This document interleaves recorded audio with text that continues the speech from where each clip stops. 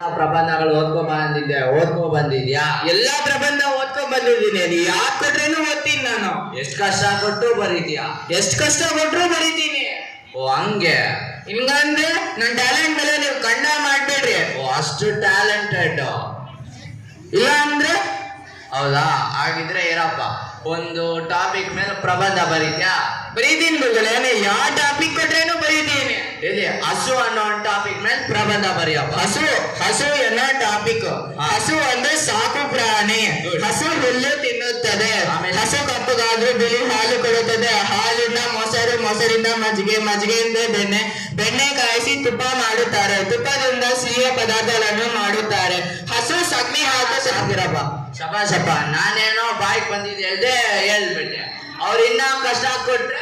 ಎಷ್ಟು ಕಷ್ಟ ಕೊಟ್ರೇನೆ ಬರೀತೀನಿ. ಎಷ್ಟು ಕಷ್ಟ ಕೊಟ್ರೆ ಬರೀತೀನಿ ನಾನು. ಹೌದಾ? ಹಾಗಿದ್ರೆ ಒಂದು ವಾಹನ, ಕಾರ್ ಅನ್ನೋ ಬಗ್ಗೆ ಒಂದು ಪ್ರಬಂಧ ಬರೆಯಪ್ಪ. ಕಾರ್ ಒಂದು 4 ಚಕ್ರದ ವಾಹನ.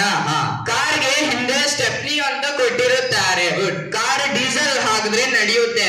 ಕಾರಲ್ಲಿ ನಾವು ಒಂದು ರೀತಿಯಿಂದ ಇನ್ನೊಂದು ಪ್ರದೇಶಕ್ಕೆ ಪ್ರಯಾಣಿಸಬಹುದು. ಕಾರಿಗೆ 4 ಡೋರ್ ಇರುತ್ತದೆ.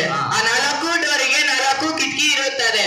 ಆ ಕಿಟಕಿಯನ್ನು ಇಳಿಸಿ ನೋಡಿದಾಗ ಇಡೀ ಪ್ರಕೃತಿಯು ಸುಂದರವಾಗಿ ಕಾಣಿಸುತ್ತದೆ. ಆ ಪ್ರಕೃತಿಯಲ್ಲಿ ಹಸುನು ಕಾಣಿಸುತ್ತದೆ. ಹಸು ಕಪ್ಪಗಾದ್ರೂ ಬಿಳಿ ಹಾಲು ಕೊಡುತ್ತದೆ. ಹಾಲಿಂದ ಮೊಸರು, ಮೊಸರಿಂದ ಮಜ್ಜಿಗೆ, ಮಜ್ಜಿಗೆಯಿಂದ ಬೆಣ್ಣೆ, ಬೆಣ್ಣೆಯಿಂದ ತುಪ್ಪ, ತುಪ್ಪದಿಂದ ಹೊರವರಿಸಿ ತಿನಿಸುಗಳನ್ನು ಮಾಡುತ್ತಾರೆ. ಹಸು ಸಗಣಿ ಹಾಕಪ್ಪ. ನೀನ್ ಸಗಣಿ ಹಾಕಿದ್ದು ನಿಂಗೆ ಯಾರು ಹೇಳಿದ್ರು ಮತ್ತೆ ಹಸುಗ್ ಬಾ ಅಂತ? ನಾನ್ ಕೊಟ್ಟಿದ್ ಕಾರ್ ಬಗ್ಗೆ ಮಾತ್ರ ಬರಿಬೇಕಪ್ಪ ನೀನು.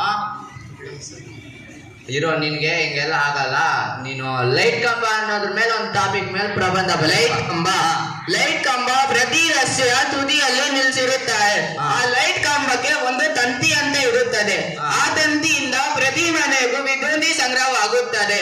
ಆ ಲೈಟ್ ಕಂಬಕ್ಕೆ ಒಂದು ತಂತಿಯಿಂದ ನಿಲ್ಸಿರುತ್ತಾರೆ. ಆ ತಂತಿಯ ಮೇಲೆ ಕೆಲವರು ಬಟ್ಟೆಯನ್ನು ಆರಿಸಿರುತ್ತಾರೆ.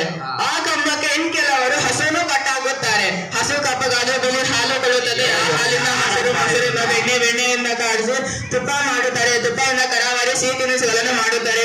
ಹಸು ಎಷ್ಟು ಹೇಳಿದ್ ನಾನು ಮತ್ತೆ ಹಸುಗ್ ಬರ್ತಿದ್ಯಾ? ನೀನ್ ಯಾರು ಹೇಳಿದ್ ಹಸುಗ್ ಬಾ ಅಂತ? ನಾನು ಕೊಟ್ಟಿದ್ ಪ್ರಬಂಧ ಯಾವ್ದು, ನೀನ್ ಹೇಳ್ತಿರೋದು ಯಾವ್ದು? ಆಯ್ತು, ನಿನ್ಗೆ ಇದೆಲ್ಲ ಬೇಡ. ನಮ್ ದೇಶದಾಗ ಹಸು ಇದೆ ಅಂತಾನೆ ತಾನೇ ನೀನ್ ಹೇಳ್ತಿರೋದು. ಹಸು ಇಲ್ದಿರೋ ಅಂತ ಟಾಪಿಕ್ ಕೊಡ್ತೀನಿ. ನೀನು ಚೀನಾ ಅನ್ನೋ ಒಂದು ದೇಶದ ಮೇಲೆ ಪ್ರಬಂಧ ಬರೆಯಪ್ಪ. ಚೀನಾ ಒಂದು ಜಗತ್ತಿನಲ್ಲೇ ದೊಡ್ಡದಾದ ದೇಶ. ಯಾಕಪ್ಪ? ಅಲ್ಲಿನ ಜನಸಂಖ್ಯೆಯು ಅಷ್ಟು ದೊಡ್ಡದು. ಹಂಗೆ? ಅಲ್ಲಿನ ಜನಸಂಖ್ಯೆ ನಮ್ಮ ಭಾರತಕ್ಕಿಂತ ಜಾಸ್ತಿ ಹೆಚ್ಚಾಗಿದೆ. ಮತ್ತು ಚೈನಾ ದೇಶದ ಒಂದು ವಿಚಿತ್ರವಾದ ದೇಶ. ಯಾಕೆ ವಿಚಿತ್ರ? ಅಲ್ಲಿನ ತಿನ್ನುವ ಆಹಾರಗಳೇ ಒಂದು ವಿಚಿತ್ರ. ಉದಾಹರಣೆಗೆ ಹಾವು, ಕಪ್ಪೆ ಇತ್ಯಾದಿ. ಆ ಚೈನಾ ದೇಶದಿಂದ ಇಡೀ ಪ್ರಪಂಚವು ವಿದ್ಯುತ್ ಆನಂದ ರೋಗ ಬಂದಿದೆ. ಆ ರೋಗದ ಹೆಸರೇ ಕರೋನಾ. ಅಯ್ಯೋ ಬೇಡಪ್ಪ, ನೀನ್ ಕೊರೋನಾ ಹೇಳ್ಬೇಡ. ನೀನ್ ಕೊಟ್ಟಿರೋ ಟಾಪಿಕ್ ಮಾತ್ರ ಹೇಳು ಸಾಕು. ಚೈನಾ ದೇಶದಲ್ಲಿ ಹಸುನು ಇದೆ. ಆ ಹಸುವಿಂದ ಅವರು ಹಾಲು ತೆಗೆದು ಆ ಹಾಲಿಂದ ಬೇರೆ ಬೇರೆ ಪದಾರ್ಥಗಳನ್ನು ಮಾಡುತ್ತಾರೆ. ಹಸು ಕಪ್ಪಗಾದ್ರೂ ಬಿಳಿ ಹಾಲು ಕೊಡುತ್ತಾರೆ. ಹಾಲಿಂದ ಮೊಸರು, ಮೊಸರಿಂದ ಬೆಣ್ಣೆ, ಬೆಣ್ಣೆ ಕಾಯಿಸಿ ತುಪ್ಪ ಮಾಡುತ್ತಾರೆ. ತುಪ್ಪದಿಂದ ಕರಾವರಿಸಿ ತಿನಿಸುಗಳನ್ನು ಮಾಡುತ್ತಾರೆ. ಹಸು ಸತ್ತು.